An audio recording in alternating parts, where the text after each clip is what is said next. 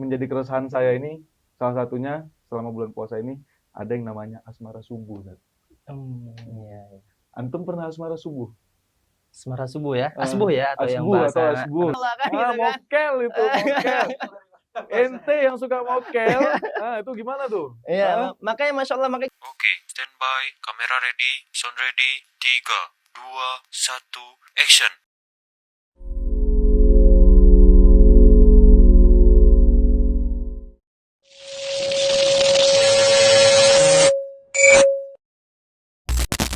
Assalamualaikum, Ustaz Iqbal. Waalaikumsalam warahmatullahi wabarakatuh, Bang Nafis. Gimana kabarnya, Sat? Alhamdulillah, kabar sehat nih. Sehat Alhamdulillah. Ya, antum gimana, Bang? Alhamdulillah sehat juga. Alhamdulillah ya.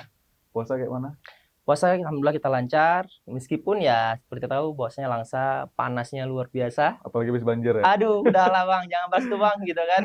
Habis banjir, dikasih cobaan sama Allah, habis itu kita masuk bulan Ramadan ya. Iya, Itu agak Masya Allah, ditambah lagi. Udah kita bahas itu ya, nggak usah jangan dibahas itu. dibahas ya. Itu nanti kita nanti ya kita sensor ya. Untuk yang itu. Oke.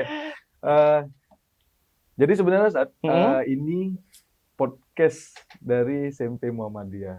Iya, Lebih tepatnya nama podcastnya itu biasanya Mediamu kan. Mediamu ya. Cuma sebenarnya podcast ini tuh udah lama vakum karena memang ada ya beberapa juga. Nah, dari orang-orang dari kru-krunya lah yang terlibat di sini. Nah, jadi untuk yang menonton juga, terutama nih anak SMP Muhammadiyah.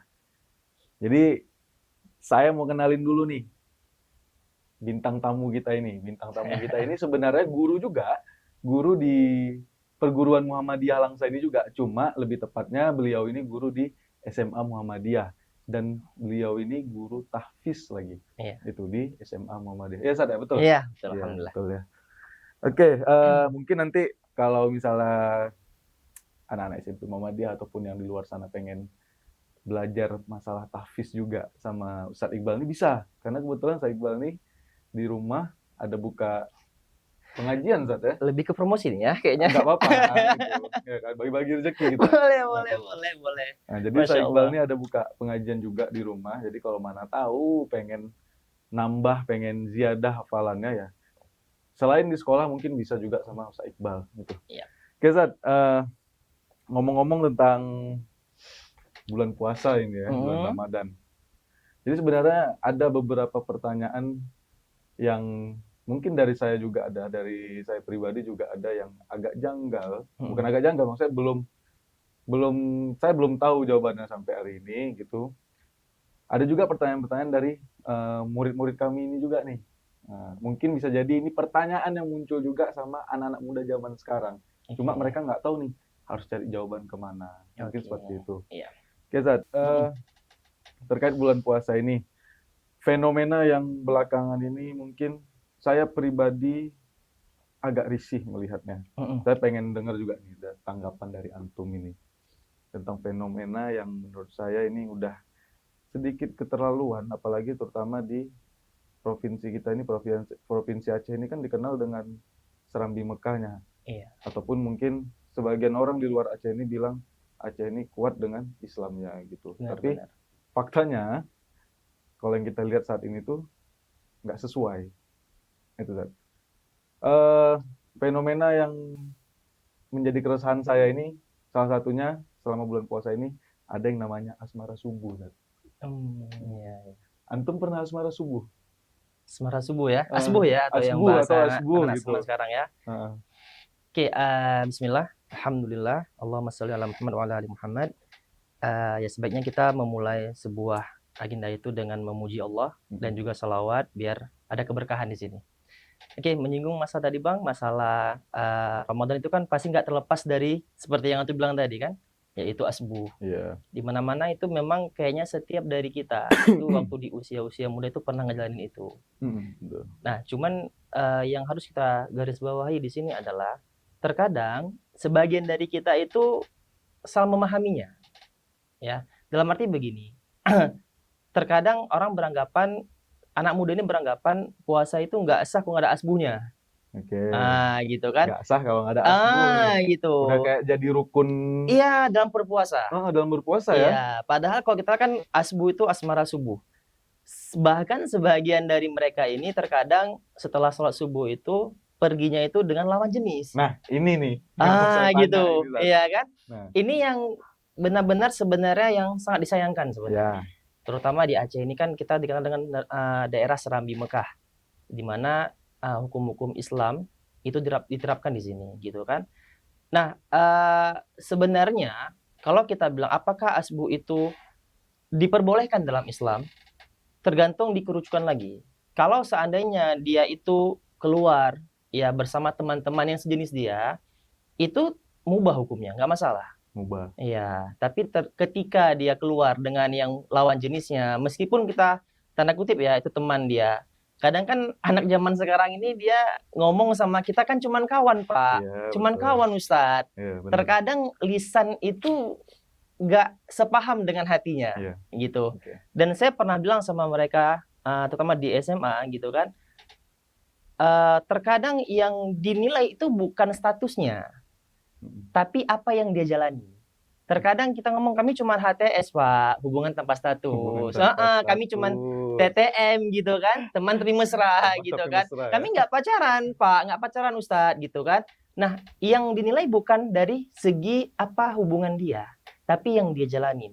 Banyak di antara mereka itu cuman temenan, tapi setiap pagi ngechatting, tiap waktu sahur bangunin. Ini untuk apa gitu. Berarti kalau misalnya sorry nih saya potong. Kalau misalnya kayak bangunin sahur itu, tapi ya lawan jenis tadi lah mungkin ya, mungkin mereka ada kedekatan khusus walaupun mereka nggak mengakui mereka pacaran atau HTS lah kita bilang tadi. Nah itu termasuk menjadi yang hal nggak berfaedah berarti ya? Iya. Jadi kan ini karena abang nanya kepada saya dan saya kan memahami teori agama nih, gitu kan. Sebenarnya ketika seorang ini pertemuan laki-laki gitu kan, laki-laki bangunin perempuan ketika sahur. Nah pertanyaannya, si perempuan ini dia punya orang tua, dia masih di bawah ruang lingkup tanggung jawab orang tuanya. Iya benar. Dan yang lebih aneh lagi tanda kutipnya adalah satu orang laki-laki terutama bangunin lawan jenisnya entah itu sahur, entah tahajud, tapi dia sendiri nggak tahajud nih. Dia cuma bangunin sebagai simbol, masya Allah kali ya cowok nih ya. Nah gitu. Terkadang pada dasarnya itulah syaitan tadi.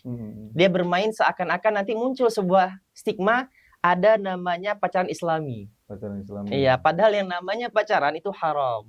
Mau dibalut kayak manapun secara keislaman ya nggak bisa gitu. Iya, semua udah paham, bahkan teman-teman kita ini, anak-anak kita ini yang menjalani itu udah hafal ayatnya. Iya kan, wala taqrabuz zina. Janganlah kalian dekati zina. Gitu, Bang. Jadi kalau misalnya dikatakan gimana fenomena asbu hari ini ya sebenarnya kembali kepada orang tua kita masing-masing. Orang tua itu orang yang pertama, peran yang pertama untuk yang memberitahukan kepada mereka. Selain kita sebagai guru ya, kita kan sebagai guru juga wajib memberitahu kepada mereka. Tapi yang sangat disayangkan hari ini adalah gurunya itu udah berusaha untuk memberitahu kepada murid, tapi orang tuanya yang setuju sama hal itu. Nah, ini yang sangat disayangkan.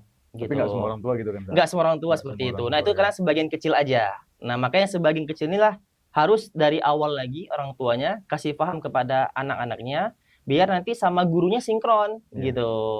Nah, mungkin begitu, Bang. Ya. Mungkin begitu. Berarti intinya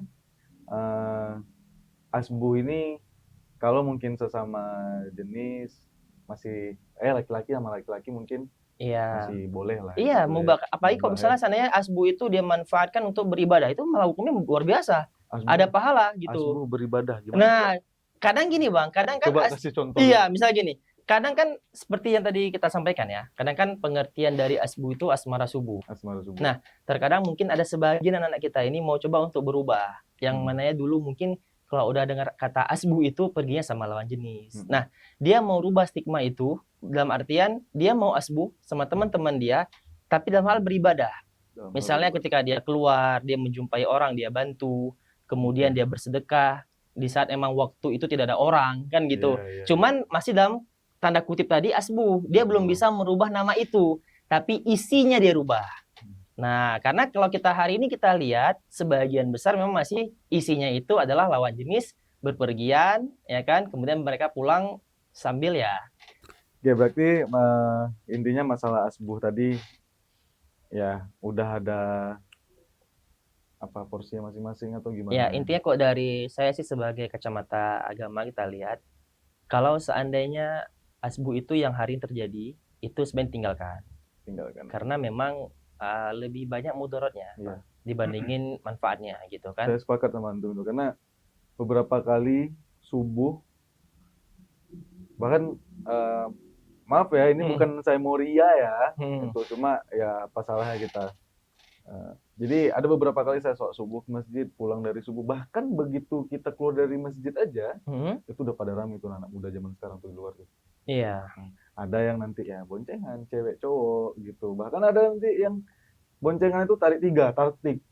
Masya Cewek Allah. di tengah. Astagfirullah. Atau kalau yang naik motor NMAX nanti ceweknya di depan tuh jongkok di bawah itu. Kayak kita zaman SD di bonceng Maya gitu, tapi nggak kayak gitu kali kayaknya. Betul. Ya kan? Nah, jadi sekarang tuh sering saya ngelihat yang kayak gitu.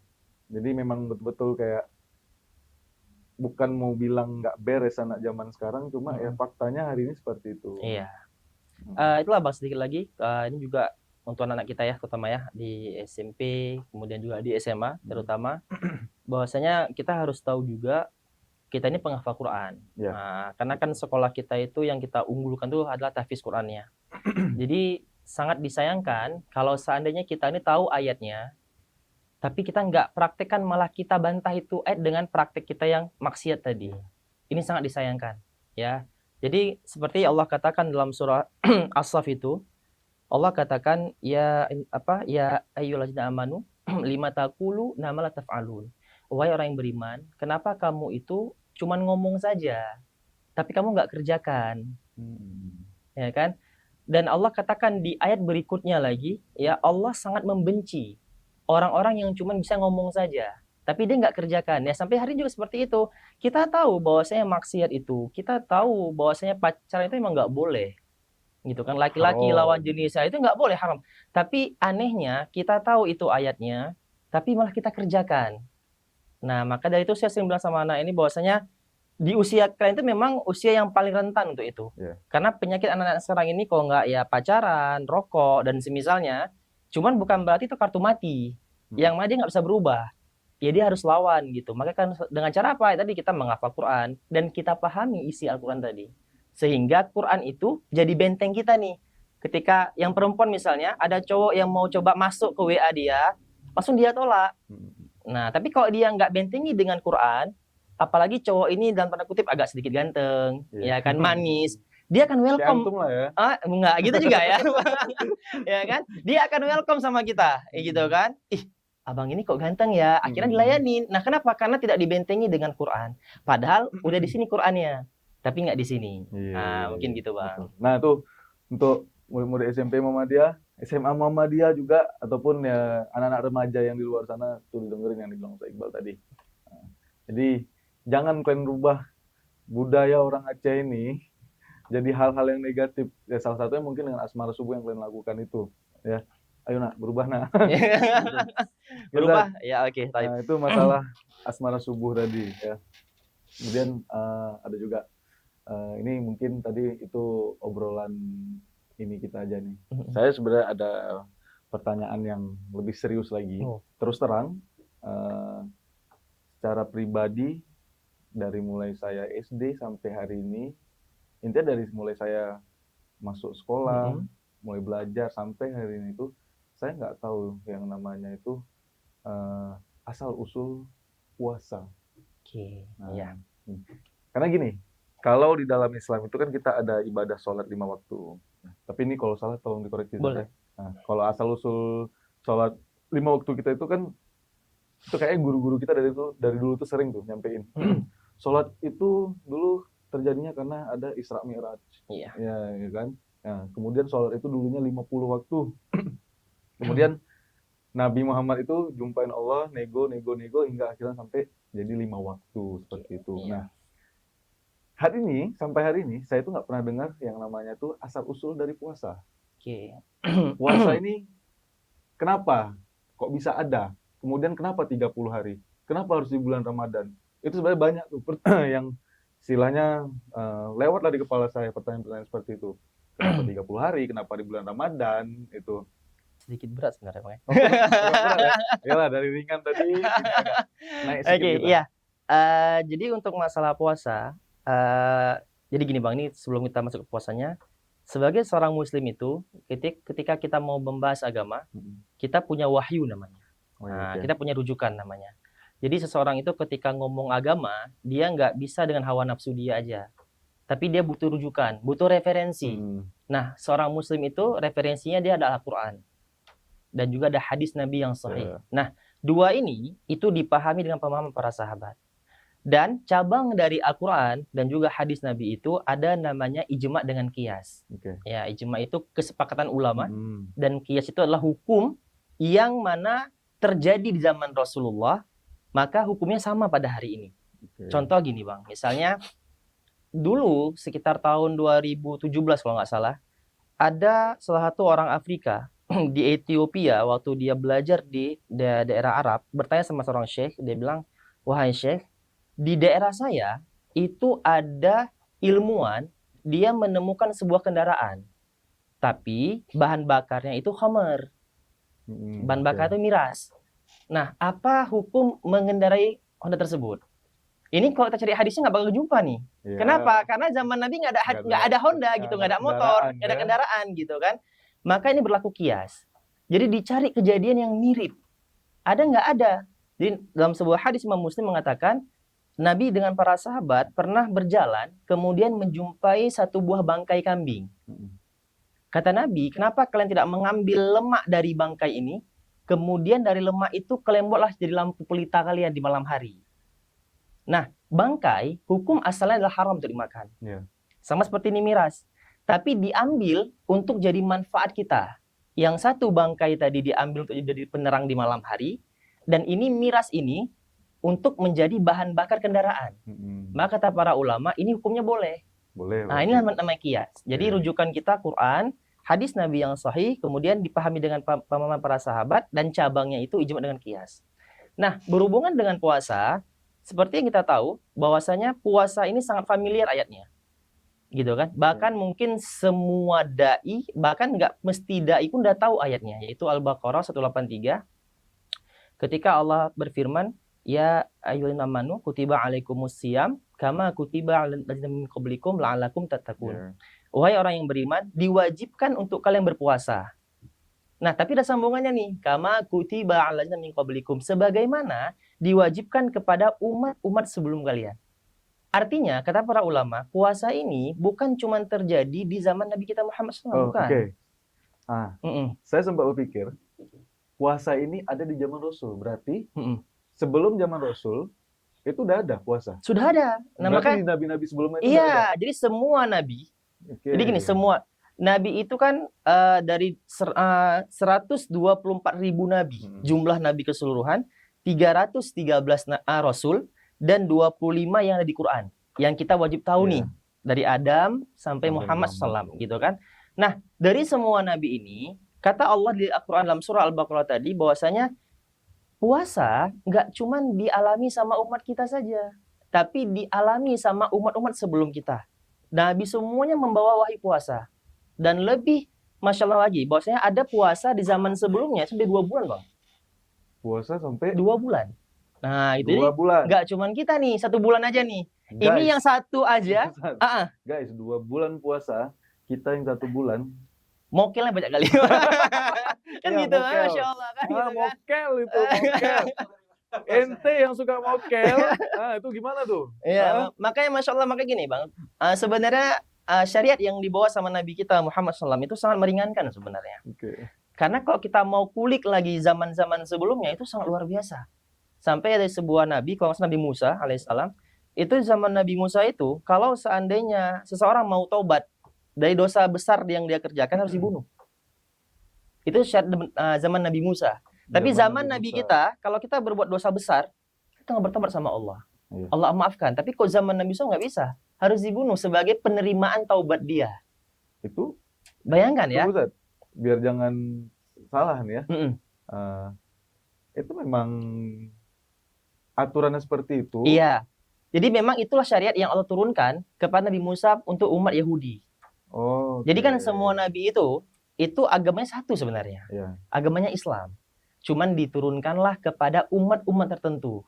Iya. Ya kan? Nabi dia mulai dari Nabi Yakub. Makanya Nabi Yakub itu dapat julukan Israel. Makanya hari ini sedikit informasi aja. Kalau seandainya kita mau menghujat, mencaci ya orang-orang yang telah memerangi Palestina, jangan pernah kita hina Israelnya, tapi hina Yahudinya. Kenapa? Karena Israel itu nama lain dari Nabi Yakub. Tapi Yahudi inilah adalah sumber manusia yang sangat membenci Islam. Jadi bukan Israelnya yang kita hujat, tapi orang Yahudi itu sendiri. Iya. Karena banyak hari ini kan orang menghujat, mengkritik, menghina, mencaci, memaki Israel. Kalau di Indonesia jangan instansinya, tapi oknumnya ya. Iya, langsung siapa yang bermasalah gitu. Nah, ini yang harus bahaya ini. Iya, karena bahaya ini.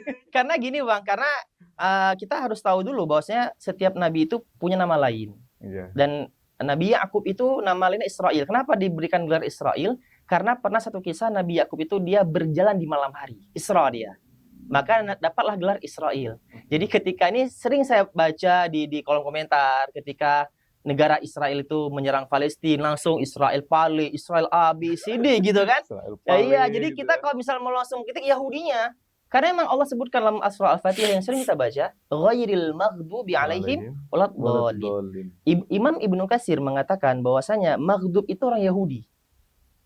Allah berfirman bahwasanya kita sering baca siratal ladzina an'amta alaihim, ya Allah tunjukilah kami jalan lurus, yaitu jalan-jalan orang yang engkau ridhoi. Ghairil maghdub, bukan jalan yang engkau murkai. Murka di sini adalah orang Yahudi. Kenapa? Orang Yahudi ini teman-teman semuanya, mereka itu pintar, tapi mereka nggak beribadah. Ini ciri orang Yahudi. Dan juga waladdallin, orang sesat. Siapa? Nasrani. Nasrani itu orang bodoh. Dia nggak mau belajar. Tapi masalah ibadah paling gencar dia.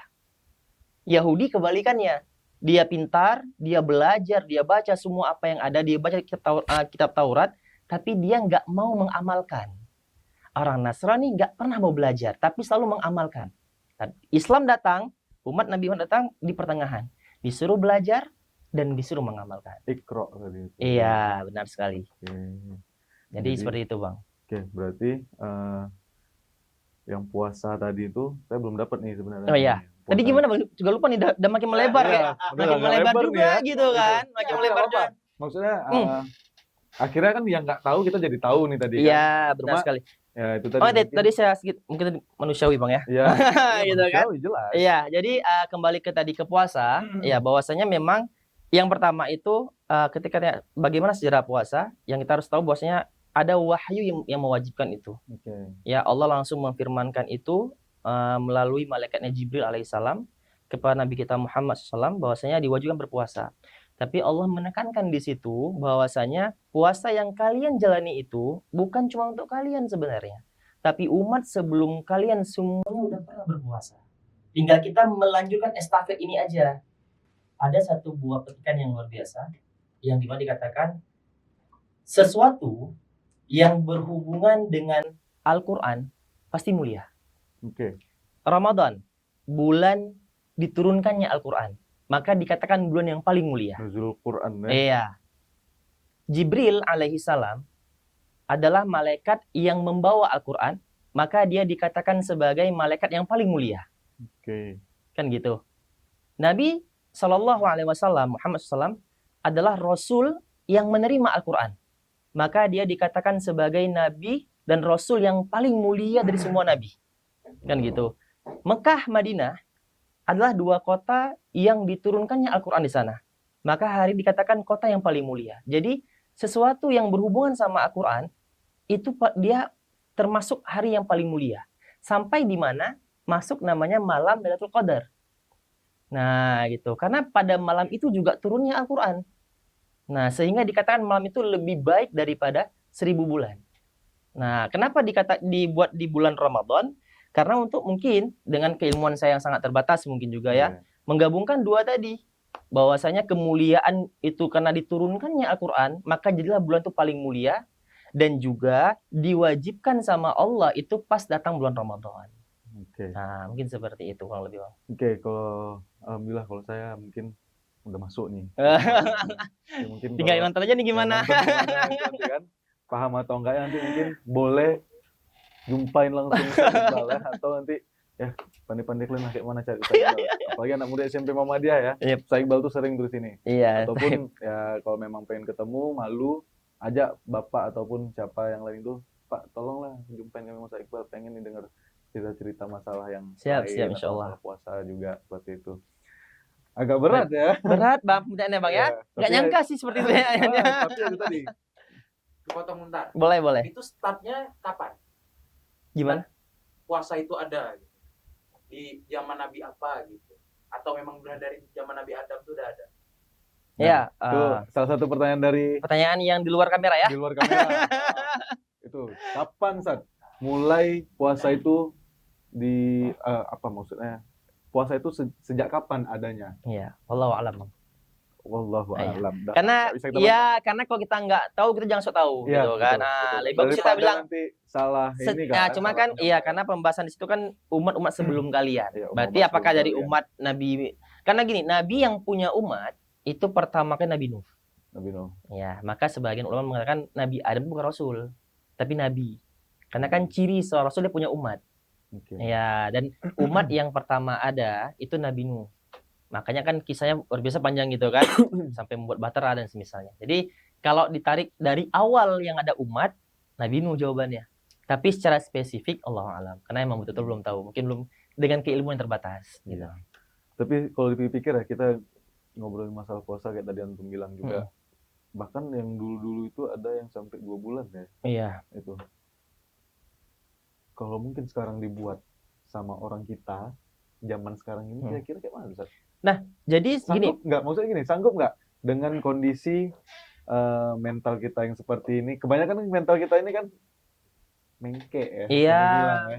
betul. Nggak usah jauh-jauh, kita nggak usah ceritain orang. Kadang saya pribadi aja, itu nanti apalagi di jam-jam rawan tuh, ya kan? Udah habis zuhur itu, udah mulai tuh, ada aja tuh nanti tuh, mulai merengek-rengek, apalagi mungkin nanti entah sama keluarga di rumah. Aduh, sok-sok kode-kodein lah gitu, mau Iya. dikasih izin, tapi nggak boleh, itu jangan diikutin. Nggak boleh, ya. Itu nggak boleh. Iya. Nah, kalau seandainya 2 bulan dibuat sama kita kayak mana tuh ya? Iya. Bahkan Bang, jadi memang dia itu ada juga sanksi Bang. Jadi gini, Sanksi yang langsung? untuk 2 bulan. Nggak, maksudnya gini, sanksi itu langsung dapat di saat itu juga atau gimana? Iya, jadi gini, saya jelaskan sedikit. Oke. Jadi di zaman Nabi SAW, itu pas datang bulan Ramadan, ketika berpuasa, datang satu orang sahabat, dia ngadu sama Nabi. Ya Rasulullah, celaka saya katanya. Kenapa? Jadi di siang hari, dia melihat istrinya tergoda. Waduh. Ini sedikit misalnya agak sedikit, cuman ini Iya. ilmu ya, ini ilmu Tapi ya, ilmu ini ya, ilmu, ini ilmu ingat. ya. Jangan diambil. Iya, garis ke bawah arah ini yang- pernikahan. Ini Ah. udah bab nikah gitu kan. Jadi dia tergoda, kemudian mereka melakukan hubungan sama istri. Mereka sah nih, ini udah menikah, cuman mereka lakukan di tengah hari bulan Ramadan. Di bulan Ramadan. Sehingga kan itu emang batal puasanya. Iya. Dan dia lapor. Dan kata Nabi SAW bahwasanya, kalau begitu engkau harus ganti selama 2 bulan. 60 hari. Karena perbuatan itu, engkau harus ganti 2 bulan. Kata sahabat ini, ya Rasulullah, sebenarnya bolong nih Rasulullah gitu. 1 bulan itu udah bolong, udah nggak tahan nih, apalagi 2 bulan. Gitu kan gitu. 1 udah bolong gitu, apalagi 2 bulan. Maka kata Rasul sambil tersenyum nih mendengar keluh kesah dia, karena ini masih sifat manusiawi kita, gitu kan. Kemudian disuruh balik. Kemudian dipanggil lagi. Kalau begitu kok emang nggak sanggup 2 bulan, ya udah engkau disuruhkan dengan hukum Islam bahwasanya disuruh sedekah 1 kota Madinah. Kata sahabat nih, ya Rasulullah, dari ujung timur kota Madinah sampai ujungnya lagi, yang paling miskin itu saya. Jadi gimana saya mau sedekah nih, gitu. Karena yang paling miskin itu saya. Maka Nabi udah nggak tahu lagi gimana caranya, disuruh pulang. Nggak lama, datang satu orang sahabat bawa 1 buah keranjang kurma. Dia bilang, ya Rasulullah, ini kurma dari kebun saya, tolong sedekahkan. Maka teringat tadi sahabat yang tadi dipanggil. Ini ada kurma, untuk menebus kesalahan tadi, disuruh bagikan. Bagikan semua kurma. Bagikan ke fakir-fakir miskin. Kata sahabat ini, ya Rasulullah, yang paling berhak dapat kurma ini saya. Kenapa? Saya yang paling miskin. Oh. Dari semua sahabat yang di Madinah. Maka Nabi sampai terlihat gigi geram beliau tersenyum. Beliau bilang udah pulang semua sana ke rumahnya, makan di rumah. Ya, jadi yang garis merahnya adalah bahwasanya ada sanksi dalam hukum Islam kalau seseorang itu meninggalkan puasa dengan cara suami istri melanggar hukum yang ada di pertengahan bulan yang ada di siang hari Ramadan, yaitu dengan cara dia harus menggantinya 2 bulan. Kalau dia nggak sanggup 2 bulan, maka dia wajib bersedekah di sebuah desa tersebut. Nah, gitu. Jadi tetap ada sanksi yang 2 bulan. Jadi kalau Bang tanya, gimana ya kalau di zaman sekarang dipraktekin, ya betul luar biasa, Bang. Karena Mak Cakap hari ini 1 bulan aja betapa banyak yang mokel tadi kan, yang budi gitu kan. Kadang-kadang di depan orang tuanya stand lemas, padahal di belakang dia pakai dispenser bunyi gelebek-gelebek gitu kan, gitu. Beberapa hari yang lalu, iya, saya ada ngelihat juga. Ya lagi-lagi ini anak-anak yang ada di daerah kita sendiri nih. Iya. Itu dengan terang-terangan mereka itu ngerokok. Itu beberapa hari yang lalu, bulan puasa itu ya. Dan nggak lama setelah itu ada postingan juga di salah satu akun sosial media daerah kita juga, itu nge-posting itu juga. Nah itu, jadi kayak apa ya, nengok anak-anak sekarang tuh kok nggak ada takutnya ya.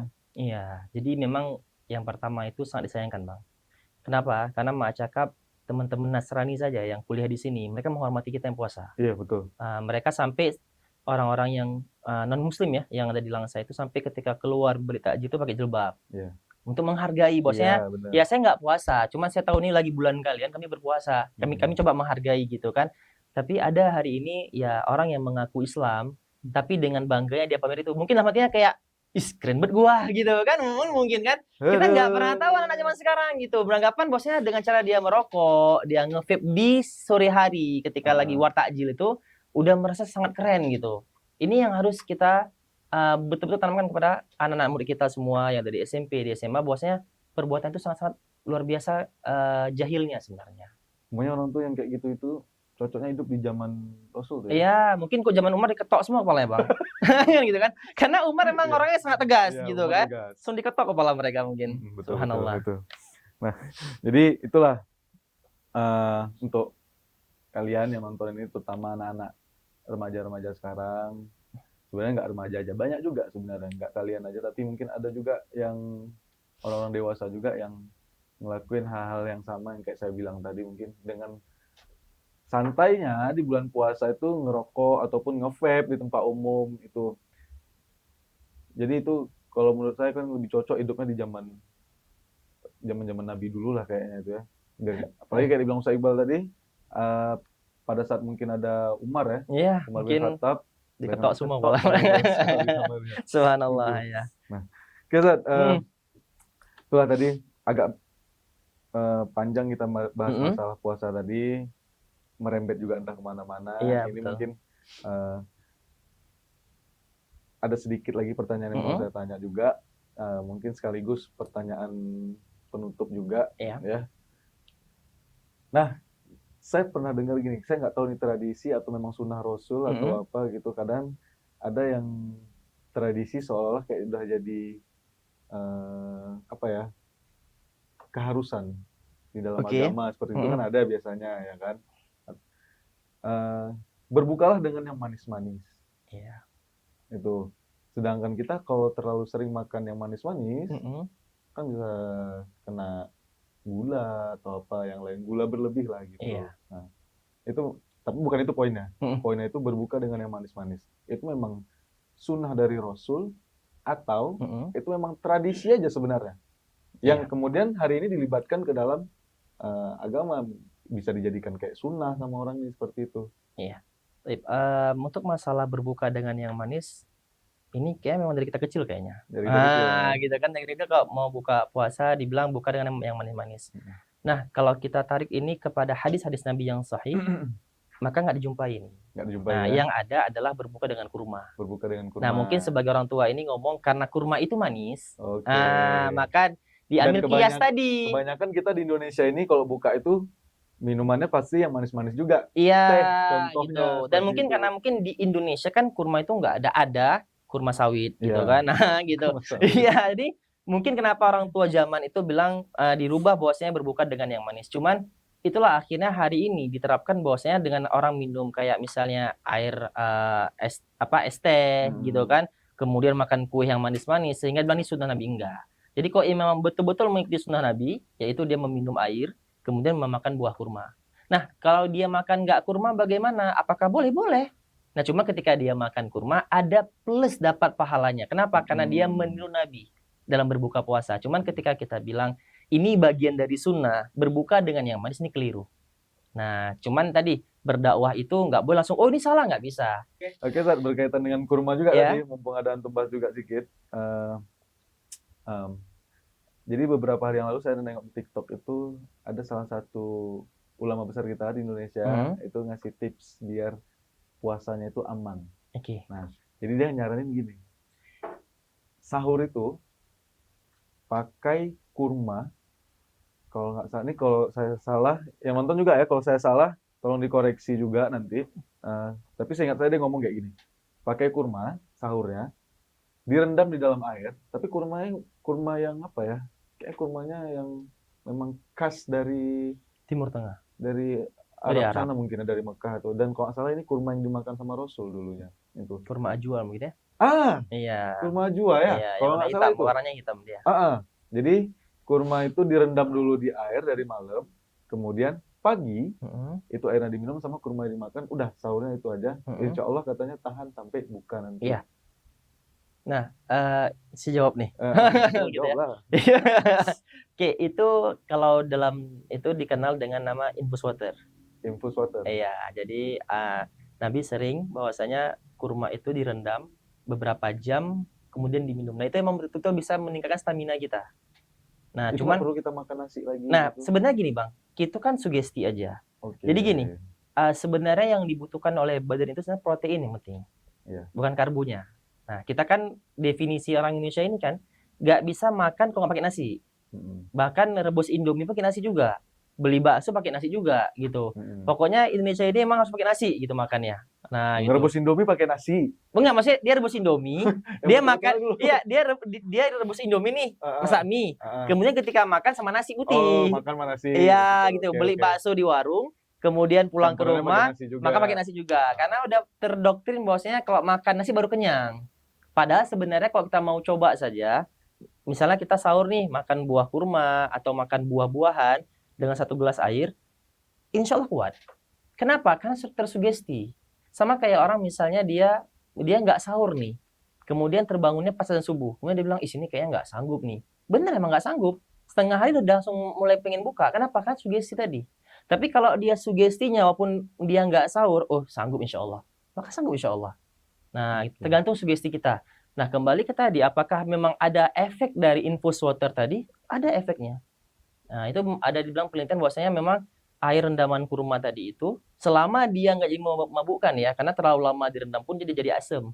Nah, bisa jadi khamar juga di ujung-ujungnya kan gitu. Tapi ketika waktunya yang pas, maka dia bisa menjadi minuman nutrisi untuk tubuh kita selama menahan Ramadan, puasa gitu. Oke. Berarti bakalan saya coba nanti itu. Boleh, kalian coba, Bang. Tapi kalau nggak sanggup gimana, Ustaz? Sugesti, Bang. Sanggup insya Allah. Berarti sanggup. Kalau udah kira-kira agak gerak-geruk perut, oh sanggup ini cuma iya dirubah. Sanggup. Sanggup. Mindsetnya harus dirubah berarti. Karena kan daerah lain nggak makan nasi, Bang, sebagian besar. Mereka ganti dengan yang lain sejenisnya gitu. Kita kan karena ada doktrin tadi bahwasanya nggak bisa nih kok nggak makan nasi. Sehingga buka makan nasi, pulang tarawih kena nasi, mau sahur pun makan nasi. Akhirnya karbo terus di badan, paginya mulai males. Gitu. Karena kekenyangan dengan karbohidrat tadi. Nah, Oke, baik, berarti seperti itu. Banyak yang kita bahas ya, mulai dari asbu, asal-usul puasa. Dari yang ringan sampai yang paling berat. Ada pertanyaan lagi nggak? Boleh, silakan. Tanya. Nggak tutup-tutup nih kayaknya. Iya. Tanya juga nih, Ustaz. Nah, kan kita ini puasa nih ya kan. Nah, yang membatalkan itu, apakah hanya ketika kita minum ataupun makan yang masuk melalui kerongkongan, atau hanya sebatas kayak pikiran atau niat gitu? Paham nggak sih, kayak kepikiran? Enak nih kayaknya bakso gitu ya kan? Oke, ngerti. Apakah itu udah batal gitu? Kalau kayak itu udah kepikiran itu, udah buka aja lah, udah benar. Udah batal juga gitu. Nah, untuk masalah pembatal puasa ini itu dibahas sama para ulama ya, di antaranya adalah sesuatu yang masuk ke dalam tubuh melalui rongga-rongga kerongkongan kita atau cakap dari anus, ya kan? Karena gini Bang, ada salah satu buah artis, bukan artis sih sebenarnya, komedian, saya nggak benar namanya ya, dia pernah tersangkut kasus narkoba. Oke. Jadi waktu ditanya sama pihak penyidik, dia itu memakai narkoba bukan melalui suntik, tapi dia masukkan obat itu dari anus dia. Biar ada salah satu kayak mungkin dia punya pengen fly yang berbeda. Jadi kita bilang emang ada orang yang menggunakan pakai dari dubur, ada. Itu buktinya gitu kan. Jadi tadi masukkan dari rongga kerongkongan, dari dubur, kemudian yang suntik yang berhubungan dengan nutrisi makanan. Kayak orang diinfus. Dia nggak makan, tapi infus itu udah membuat dia batal. Kenapa? Karena itu masuk makanan. Kemudian bagi yang perempuan tuh haid dan nifas, itu nggak boleh puasa. Dan cuman ya harus digarisbawahi ya, ada sebagian orang bilang kalau nangis batal puasa. Nah, atau kalau dia korek telinganya, ya kan itu bisa batal. Itu dibahas sama para ulama. Kalau nangis, betul dia bisa batal kalau air mata itu masuk ke mulut. Itu yang membatal. Saking dia mungkin galaunya gitu Bang, kan? Saking dia sedihnya dia nangis, masuklah ke itu memang batal. Atau kayak gigi nih, dia boleh nggak kita siang-siang mau zuhur ambil kita sikat gigi? Jawabannya boleh selama odolnya nggak ditelan. Nah, kalau ditelan itu batal. Nah, makanya ada beberapa hal yang harus dirincikan. Kalau telinga itu setahu saya, kalau dia korek telinga tadi, maka hukumnya itu sampai dia nikmat ya. Itu makruh hukumnya. Oh iya, karena kita kok congkel kuping ini agak ini ya. Kadang apa sampai yang lama. Surga dunia gitu. Itu bisa makruh hukumnya. Maka itu dibahas oleh para ulama kita. Jadi kalau dibilang apakah cuman masuk tapi kok menghayal gimana? Maka nggak batal. Tapi bisa mempengaruhi puasa kita. Kadang jam 2 siang lihat di TikTok gitu kan, minuman air putih aja gitu Bang, dikasih es batu kayak seger kali. Kita lihat kecoa kayak kurma kan gitu. Kadang-kadang seperti itu. Kadang-kadang jam 2 siang itu lihat kerbau berkubang itu kayak nikmat kali gitu kan. Karena memang ujian ketika bulan puasa gitu. Jadi kok dibilang apakah batal ketika menghayal, tidak batal. Cuman ada pahala yang terkurangkan di situ. Ya, mungkin gitu Bang. Satu lagi kan? Boleh, nggak satu lagi nih. Nggak habis. Janji. Last question. Last question. Karena saya terus terang nggak ngalamin langsung, tapi saya pernah melihat langsung. Jadi pas di pondok pas saya mondok dulu, saya pernah ngelihat teman saya gini. Puasa. Tapi saya tahu dia itu bukan pura-pura lupa, tapi memang lupa nih. Bahwasannya lagi puasa. Nah, dia makan. Jadi kebetulan kalau di pondok ini kan kita ada kayak yang habis dijenguk orang tuanya ada makanan di lemari. Iya, gitu. betul. Kadang kita biasa tuh siang-siang lagi nggak ada kerjaan di pondok itu nanti kalau nggak tidur siang ya ngemil lah tak apa gitu. Nah mungkin dia lupa di situ. Kami mau negor di kamar. Tapi ada satu kawan yang menurut saya dia memang dia lumayan paham agama gitu. Dia bilang jangan. Tunggu selesai dia makan. Nah, udah selesai dia makan, bahkan kalau udah minum dia, baru kasih tahu. Nah, terus dia bilang, intinya dia bilang, ya itulah salah satu adab kalau kita ngelihat saudara kita sedang puasa tapi dia lupa, dia makan, jangan langsung, kau lagi puasa gitu. Jadi kawan tuh kan kayak nanti buru-buru, takut nanti kesedak segala macam. Jadi biarin dia selesaikan dulu makanannya, minumnya sampai udah masuk semua ke dalam perutnya, baru tegur. Itu betul memang gitu. Benar. Ada seperti itu. Jadi memang ketika kita lihat ada saudara kita, terlepas kita nggak tahu nih, apakah dia sengaja, apa dia nggak sengaja. Cuman kita sebagai saudara Muslim dia melihat kondisi seperti itu, kita biarkan dulu dia makan. Ketika dia udah selesai makan, dia udah selesai minum, baru kita ingatkan. Tadi puasa kan? Kalau memang dia benar-benar lupa, maka memang Islam nggak masalah, dia boleh sambung puasanya. Tapi masalah hati ini kita nggak pernah tahu Bang. Gitu kadang dia emang sengaja aku buat ginilah biar ditegur. Padahal emang aku tahu nih nggak boleh. Nah itu babnya lain lagi. Itu hubungan dia sama Allah. Yang jelas kita memang jangan tegur dia. Tegurin nanti ketika udah selesai dia makan dan minum. Berarti bab yang lainnya tadi itu jangan dibahas lagi. Jangan dibahas lagi. Nanti panjang. Itu dia. Itu. Nanti keburu buka nih. Iya betul. Betul. Itu udah agak juga ini. Gitu. Udah puasa ke berapa nih kita? Kita puasa ke 22. Puasa ke 22. Iya. 22. Malam 23. Nanti malam 23. Oke. Ya. Jadi baik, ini untuk yang nonton ya mungkin itulah tadi beberapa pembahasan kita tentang puasa, terutama di bulan Ramadan ini, gitu. Dan mungkin sebagian yang kita bahas tadi itu berlaku juga di puasa-puasa sunnah yang lain. Mungkin dari segi aturannya, gitu kan. Ya mungkin contoh misalnya, walaupun kita bukan puasa di bulan Ramadan, misal puasa Senin Kamis, ya tetap nggak boleh masukin sesuatu itu ke dalam tubuh kita, yaitu dari hitung batal ataupun hal-hal yang lainnya seperti itu. Ya seperti, betul Ustaz ya? Benar. Oke, nah sebelum kita closing kita pengen dengar nih satu dari Ustaz Iqbal.